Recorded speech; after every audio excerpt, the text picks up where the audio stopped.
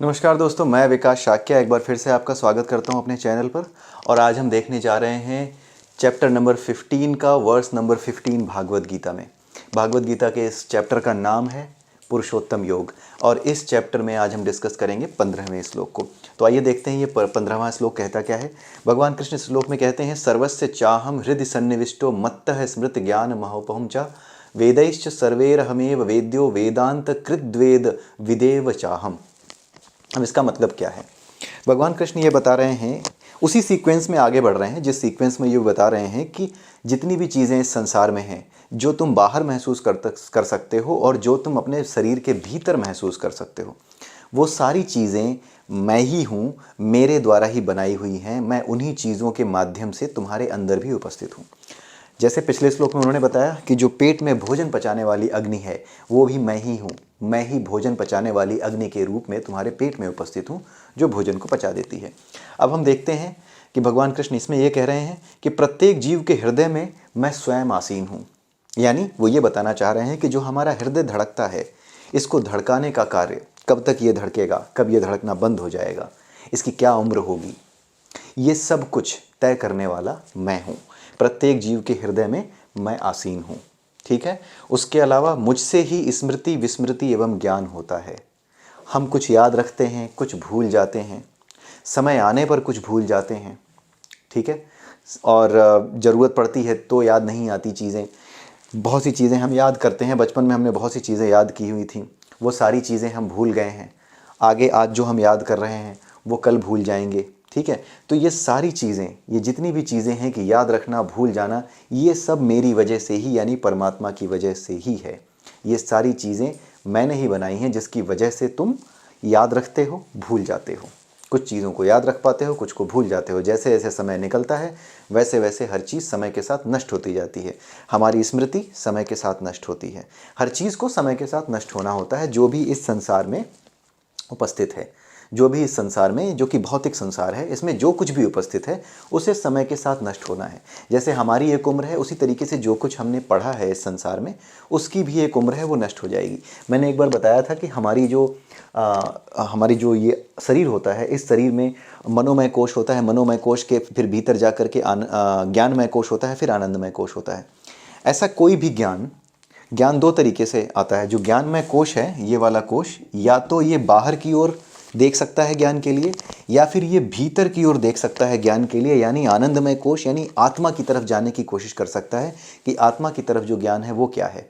तो जब वो आत्मा की तरफ यानी भीतर की ओर जाता है, भीतर के ज्ञान को देखना चाहता है, तब उस ज्ञान की उम्र समाप्त नहीं होती। आपके शरीर के साथ ये पूरी की पूरी जो बॉडी है, बाहर का आपका जो अन्नमय कोश है, उसके ख़त्म होने के बाद भी ये प्राणमय से लेकर के आनंदमय कोश तक का शरीर एक जीवात्मा बनकर के आगे जाता है।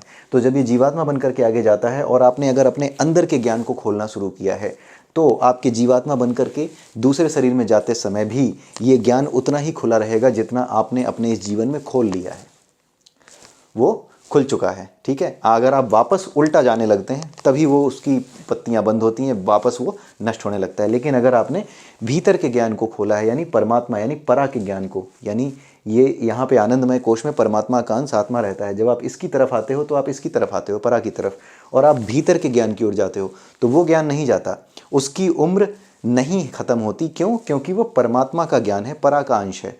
परा में मृत्यु नहीं है, परा में नाश नहीं है। इसीलिए वो ज्ञान जो परा के ज्ञान की तरफ जाता है वो नष्ट नहीं होता, उसकी विस्मृति नहीं होती। उसकी स्मृति कैसे बनी रहती है? उसकी स्मृति भीतर की अंतः प्रेरणा के रूप में बनी रहती है।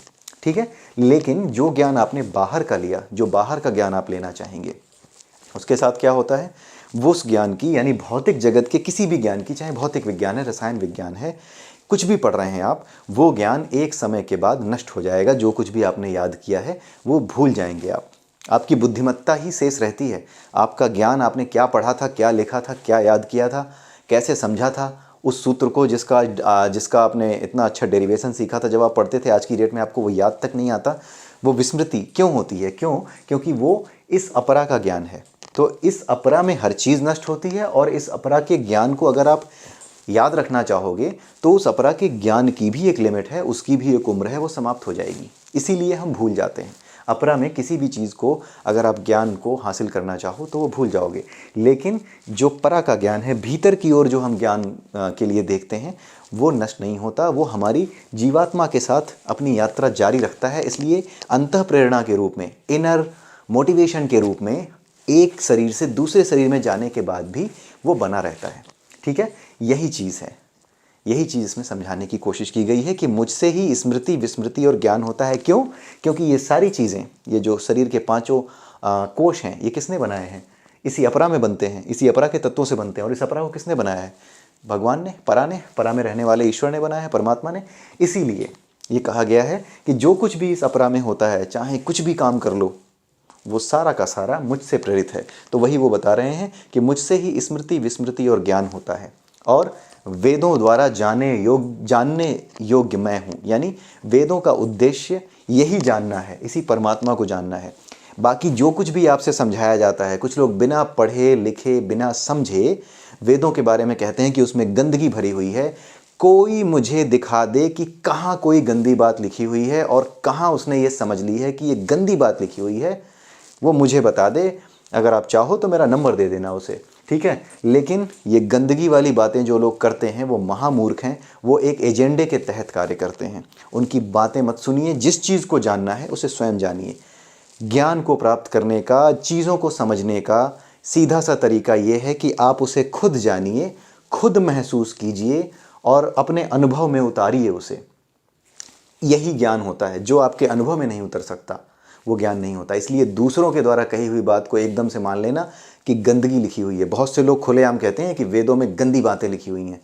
कहीं नहीं लिखी हुई है, कुछ नहीं लिखा हुआ है। ये सब एक एजेंडा के तहत काम करते हैं, बिकॉज आदमी को केवल ये साबित करना होता है कि जो कुछ मैं मानता हूँ ना, वही श्रेष्ठ है।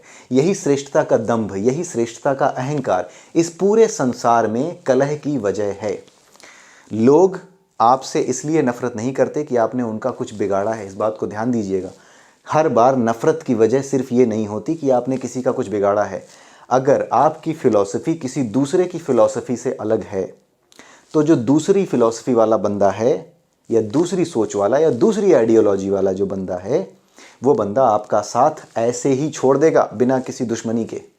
और अगर उसमें ज़रा सी भी अकल है, ज़रा सा भी उसमें टॉलरेंस है, उसने ज़रा सा भी समझा है कि नहीं, इन चीज़ों का फ़र्क नहीं पड़ता, मुझे समझना चाहिए, या मुझे नहीं भी समझना है तो भी इस व्यक्ति ने मेरा क्या बिगाड़ा है, इसने मेरा क्या बुरा किया हुआ है जो मैं इससे अलग हो जाऊं, या जो मैं उसको इससे घृणा करूं।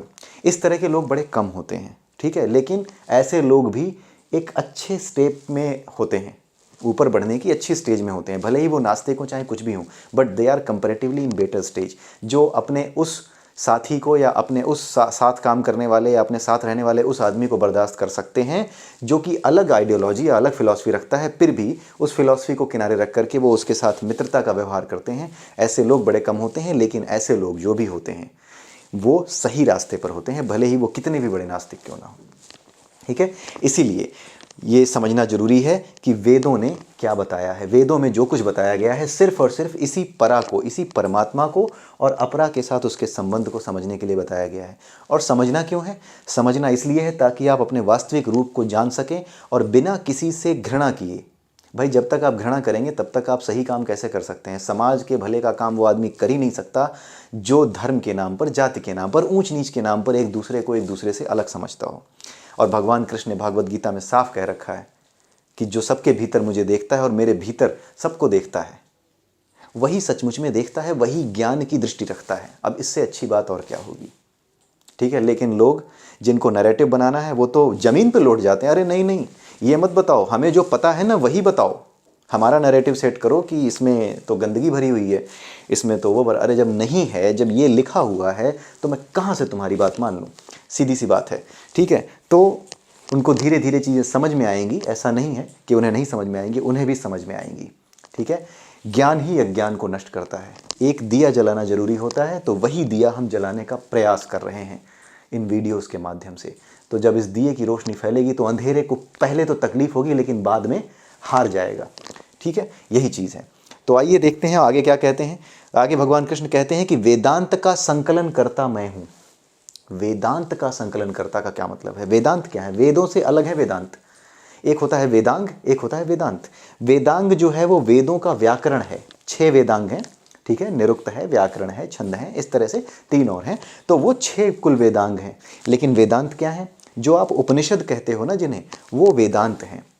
व्याकरण क्या होता है? किसी भाषा को समझने के लिए इस्तेमाल किया जाता है। ग्रामर किसी भाषा को समझने का माध्यम है, जैसे वेदों की भाषा को समझने का माध्यम क्या है? वेदांग है। लेकिन वेदांत क्या है? वेदांत किसी विषय की फिलॉसफी को समझने का व्याकरण है।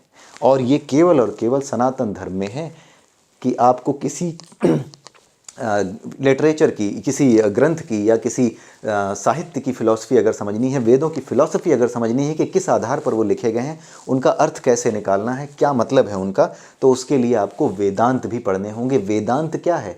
जिस तरह से वेदांग वेदों का व्याकरण है, वेदांत वेदों की जो भाषा है उसको समझने का व्याकरण है। वेदों की भाषा यानी जो फिलॉसफी है वेदों की, उसको समझने के लिए जो जरूरी है वो है वेदांत। तो वेदांत उपनिषद को कहा जाता है। उपनिषद होते हैं वेदांत, उसके अलावा भी वेदांत सूत्र होते हैं। तो भगवान कृष्ण ने कहा कि ये जो वेदांत का संकलन करता है वो भी मैं ही हूँ। जो समझ होती है, वेदों को समझने की समझ होती है, वो समझ मुझसे ही आती है।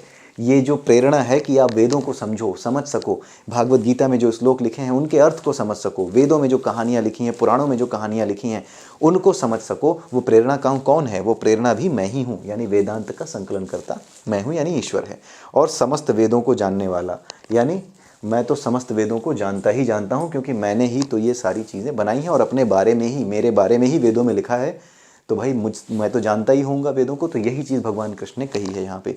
तो वेदांत का संकलन करता और समस्त वेदों को जानने वाला कौन है? ईश्वर है। ठीक है, तो यही था इस श्लोक का मतलब। अगले वीडियो में फिर मिलेंगे, तब तक के लिए नमस्कार।